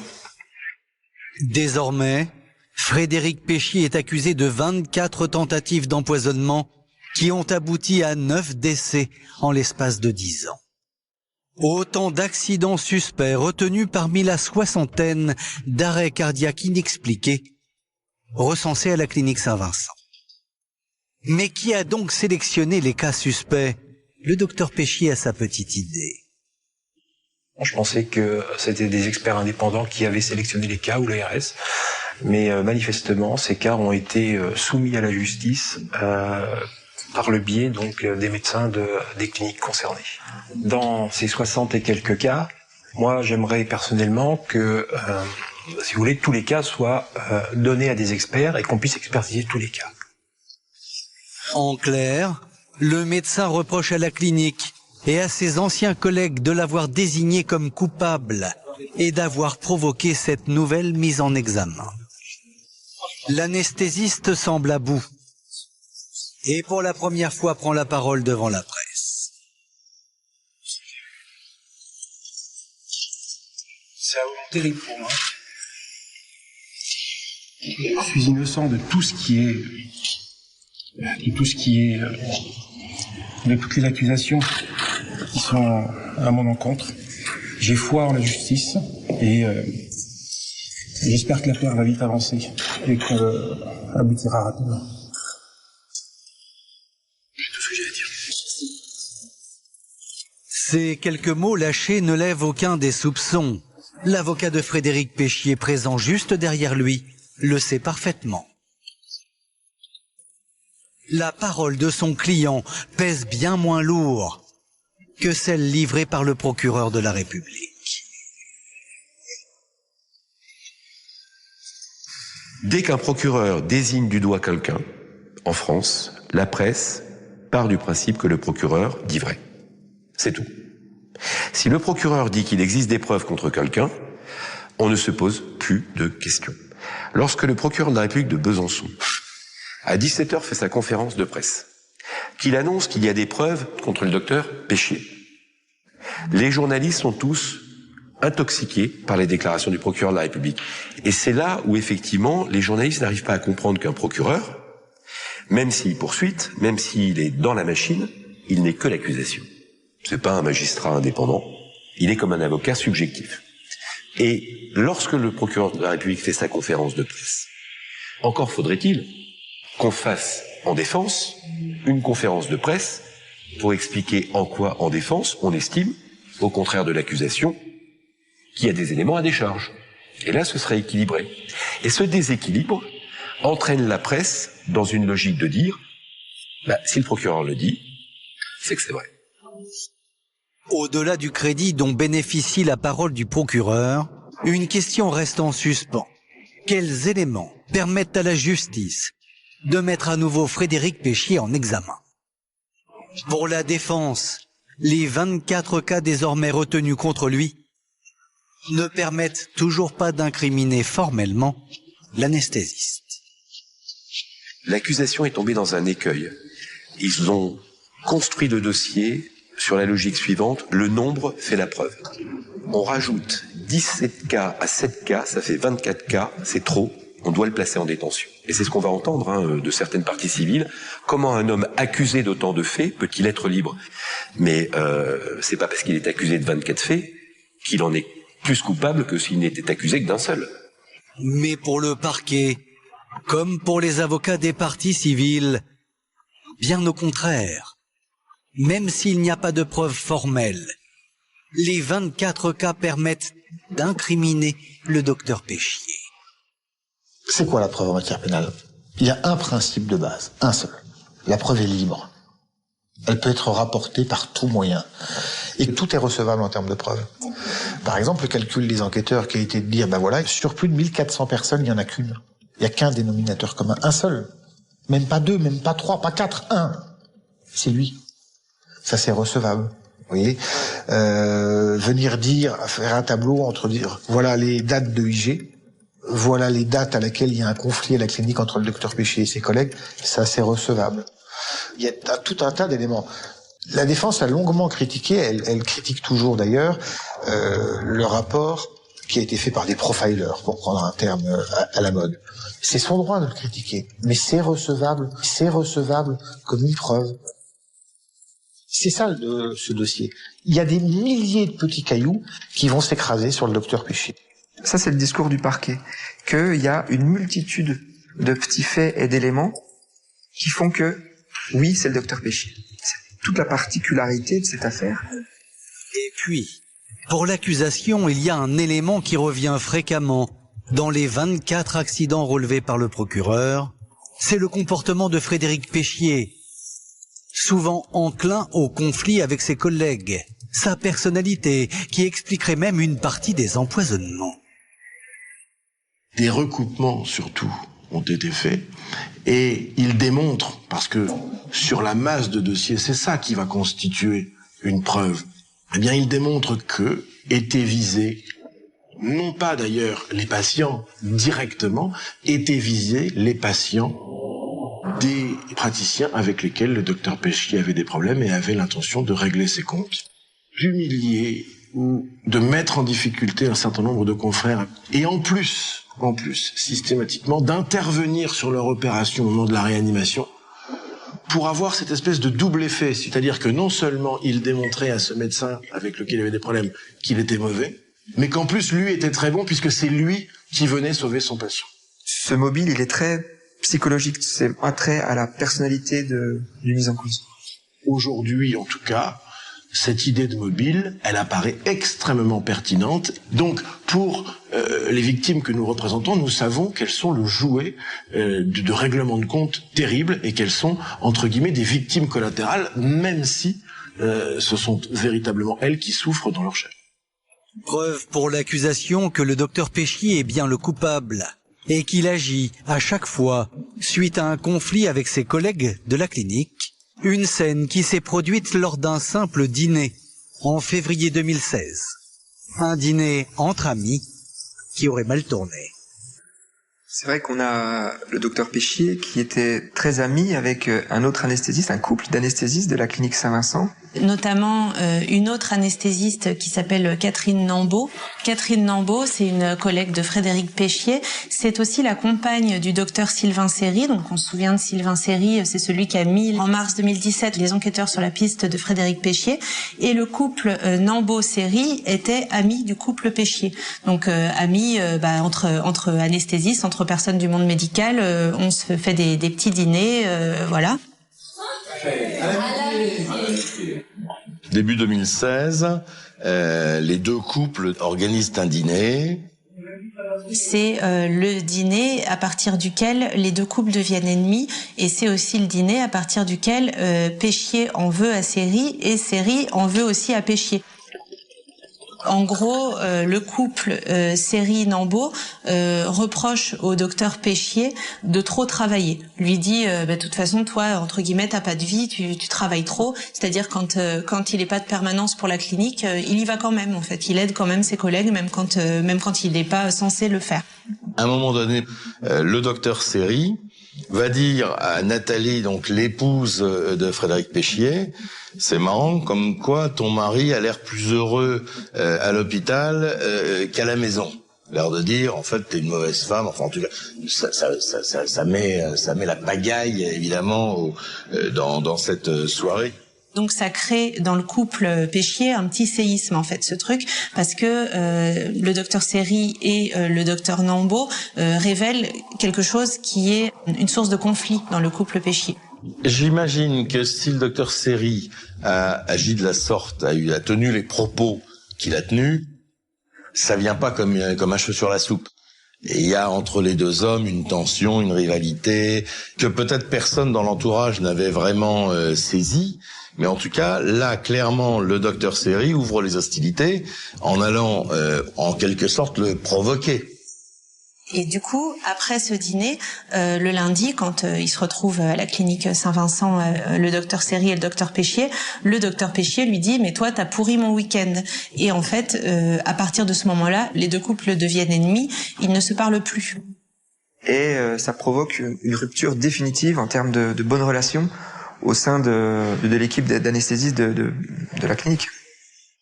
Et vous allez voir que pour l'accusation, l'animosité entre le docteur Seri et le docteur Péchier pourrait bien être à l'origine de la mort d'une patiente. Ce dîner apparaît comme une pierre angulaire de l'accusation parce que quelques semaines après ce fameux dîner, Catherine Nambo doit être opérée. Opérée pour une opération qui est prévue depuis longtemps, l'ablation d'un rein, mais elle demande à être entre les mains de son mari. Je veux que ce soit mon mari, donc le docteur Seri, qui procède à mon anesthésie. Et donc non pas par Frédéric Péchier comme c'était prévu, parce que ça la rassure mieux.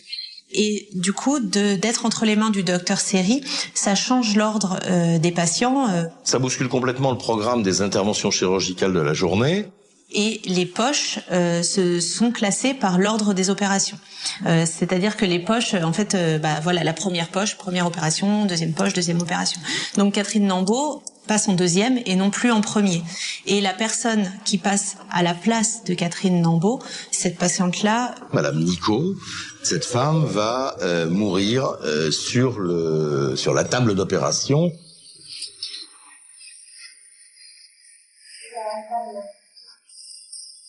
Elle va faire un arrêt cardiaque pendant l'intervention chirurgicale qui s'était a priori bien passée et elle fait son arrêt cardiaque à la fin de l'intervention.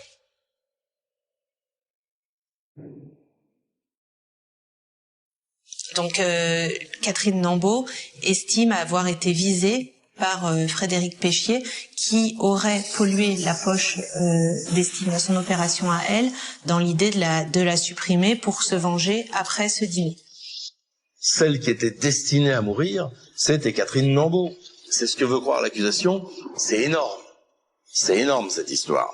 La femme du docteur Seri va se faire opérer et celle qui va la remplacer va mourir. Je suis pas policier, mais si j'étais policier, ça m'interpellerait, comme on dit. Seulement, il y a deux problèmes. D'abord, le planning des opérations, qui a été fixé 9 jours auparavant. Ensuite, l'ordre des interventions chirurgicales, qui ne peut être modifié du jour au lendemain par qui que ce soit.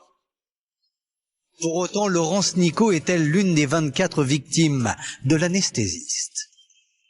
La justice en est persuadée, mais une nouvelle fois, c'est le juge des libertés qui doit statuer pour savoir si le docteur Péchier doit aller en prison.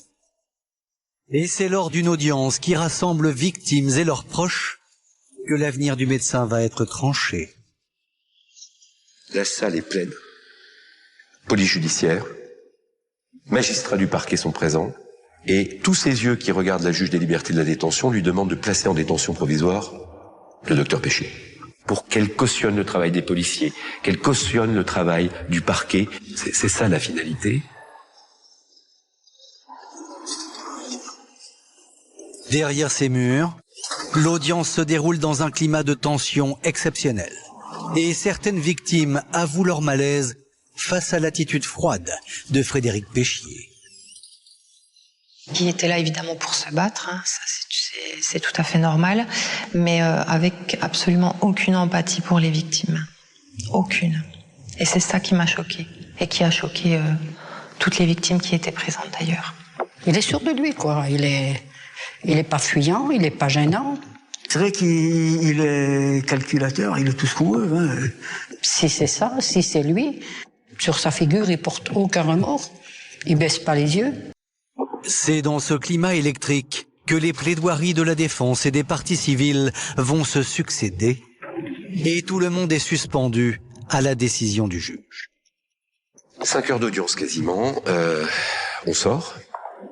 Et la juge va mettre 1h30 à rendre sa décision. Et elle, face à une absence d'éléments probants et évidents, face à un dossier de construction intellectuelle, elle va dire, moi, indépendante, avec mon regard indépendant, je vous suis pas. Pour la seconde fois, faute de preuves directes, un juge des libertés ordonne le maintien en liberté sous contrôle judiciaire de Frédéric Péchier. Et là, c'est le cataclysme. Je sens que, au niveau du parquet, c'est inacceptable. La police judiciaire vit ça comme un désaveu de l'enquête. Et à partir de ce moment-là, il y a appel du parquet. En juin 2019, la décision d'appel va le confirmer. Le docteur Péchier reste en liberté. Les victimes sont sous le choc. Alors là, on comprend pas du tout. Pour nous, ça nous paraissait aberrant. Il était soupçonné, mis en examen pour 24 empoisonnements.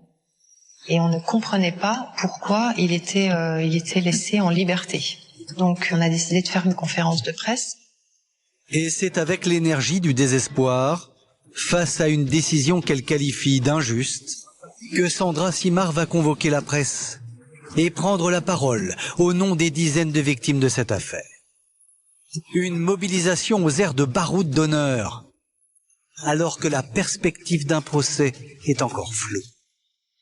À partir du moment où on pense qu'il est coupable, nous aujourd'hui, on vit avec, pour certains, des séquelles, avec des familles qui ont perdu un proche, qui ont des difficultés à faire un deuil parfois, et on vit tous les jours avec ça. Ça nous empêche pour certains de travailler, pour d'autres, voilà, ça pose des problèmes de tourner la page, voilà, tout simplement.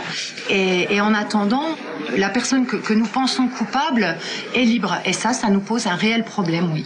On attend une date de procès. Évidemment, on ne s'attend pas à avoir un procès dans quelques semaines ou dans quelques mois, mais on l'attend effectivement avec impatience. Dans l'attente d'un procès, les regards des victimes se tournent aussi en direction de la clinique Saint-Vincent.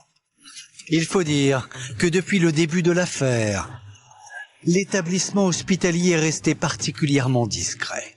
Peut-être trop, selon certaines parties civiles, qui critiquent l'attentisme de la clinique alors que les EIG se multipliaient. La responsabilité de la clinique, elle se pose régulièrement. Pourquoi ils ont mis tant d'années à réagir? Parce que 10 ans, je sais pas, moi, quand on fait une connerie, votre patron, il est derrière, hein, il dit, faut trouver la connerie, on n'attend pas 10 ans quand même. Pour la clinique, qui réalise environ 20 000 interventions par an, il n'y avait pas de lien détectable entre ces EIG, ces événements indésirables graves.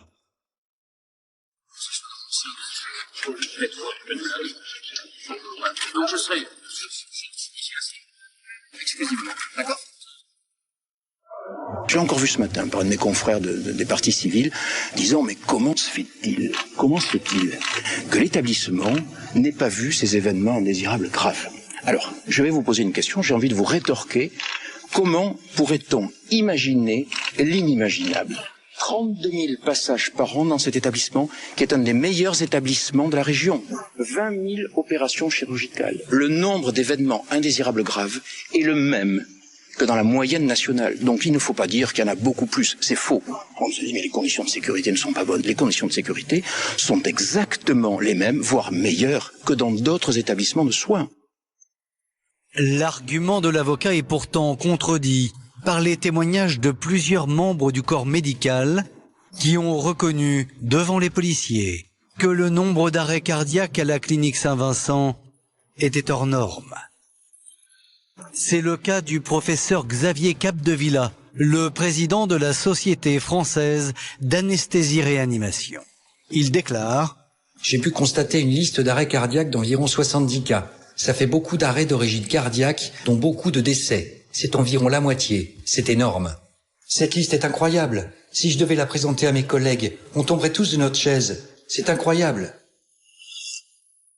Si la clinique a minimisé le nombre d'accidents suspects durant 10 ans et n'a pas alerté plus avant les autorités, c'est peut-être par crainte de voir sa réputation entachée et avec elle son nombre de patients baisser. Aux yeux de ses défenseurs, des dysfonctionnements de la clinique. Péchier, ça devient le miracle qui excuse tous les dysfonctionnements d'accidents d'anesthésie qu'il y a pu y avoir à la clinique Saint-Vincent. Péchier permet effectivement à la clinique de s'exonérer de tout et permet aussi à certains praticiens de s'exonérer de leur propre incompétence et de leurs propres accidents. C'est là où on dit attention. D'autant que Frédéric Péchier est l'unique suspect d'une enquête qui, dès le départ, s'est exclusivement focalisée sur lui. Au risque peut-être d'écarter d'autres responsabilités. Je ne sais pas pourquoi on cherche à m'incriminer personnellement. Il est clair que le jour où on admettra que je n'ai rien à voir là-dedans, ça va mettre en défaut la structure elle-même, et plus un médecin. Donc je conçois parfaitement qu'à l'heure actuelle, tout soit fait pour que une même personne porte le chapeau. C'est vrai que depuis le début de l'enquête, on se concentre uniquement sur Frédéric Péchier. Alors peut-être que c'est Frédéric Péchier et que tout le monde a raison, mais si c'est quelqu'un d'autre, pour le coup, les autres pistes n'ont pas été explorées. On n'a pas été interroger les collègues sur eux-mêmes, leur mobile éventuel, ce qu'ils faisaient à ce moment-là, etc. On les a vraiment interrogés à charge contre Frédéric Péchier. À ces soupçons, exclusivement dirigés contre le docteur Péchier, s'ajoute un autre aspect de l'affaire qui continue d'opposer la défense et l'accusation. La véracité des empoisonnements, elle est vraiment au cœur de cette procédure. D'un côté, on a le parquet, pour qui il y a 24 arrêts cardiaques qui sont liés à des actes de malveillance, dont 9 mortels. Et de l'autre, on a la défense, pour qui le dernier cas, le cas Gandon, et là, il n'y a pas photo, il y a eu un empoisonnement, les poches sont percées. En revanche, ils contestent la réalité des 23 autres cas. Donc on est vraiment sur un contentieux très fort entre la défense et l'accusation. Il est terrifiant de penser, c'est ce que je pense, que ce dossier n'existe pas. Si aujourd'hui nous affirmons que nous sommes sûrs de la culpabilité du docteur Péchier, c'est parce que nous avons des éléments solides qui nous permettent de l'affirmer. Dans ce dossier-là, il n'y a rien qui permet de savoir que c'est le docteur Péchier. C'est une affaire qui est vraiment complexe et c'est tout l'enjeu et tout l'intérêt des contre-expertises médicales qui vont être missionnées par le juge d'instruction. Et il y en a encore beaucoup d'autres qui vont arriver. A priori, il n'y aura jamais de preuves matérielles qui l'incriminent. Or, aujourd'hui, on aime bien avoir la science de son côté quand on condamne un homme, surtout pour quelque chose d'aussi grave. Mais malgré tout, on peut condamner, un juré d'assises peut condamner sur l'intime conviction. Et de toute façon, ce dossier, cette affaire, si un jour il va jusqu'au procès, ça se jouera là-dessus. Sur une somme d'éléments, le procureur utilise le terme de dénominateur commun pour parler du docteur Péchier.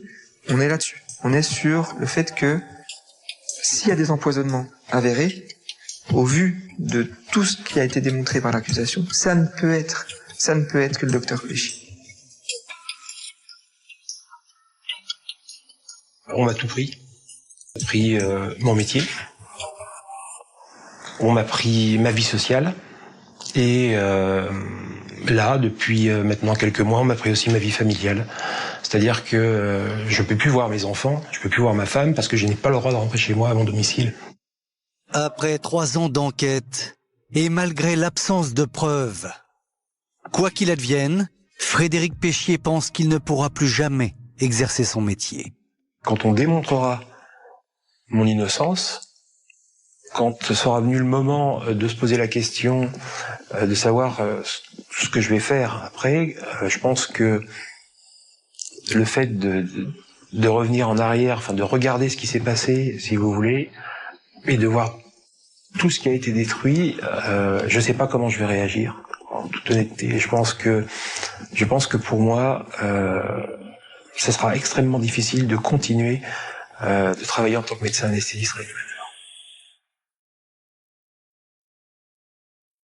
Je commence maintenant à comprendre, si vous voulez, le temps judiciaire, et c'est quelque chose d'absolument épouvantable. C'est-à-dire que je ne pensais pas que cette affaire ait mis tant de temps pour avancer un petit peu. Et que maintenant on commence à se poser quelques questions. Au bout de 3 ans.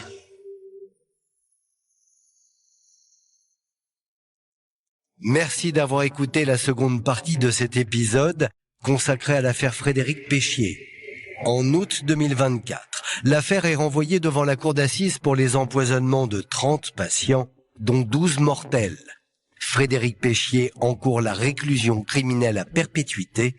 Il attend d'être jugé. N'hésitez pas à vous abonner à ce podcast afin de recevoir chaque semaine un nouvel épisode. Et bien sûr, s'il vous a plu, vous pouvez laisser un commentaire sur l'appli RTL, rtl.fr et toutes les plateformes partenaires. Je vous dis à bientôt.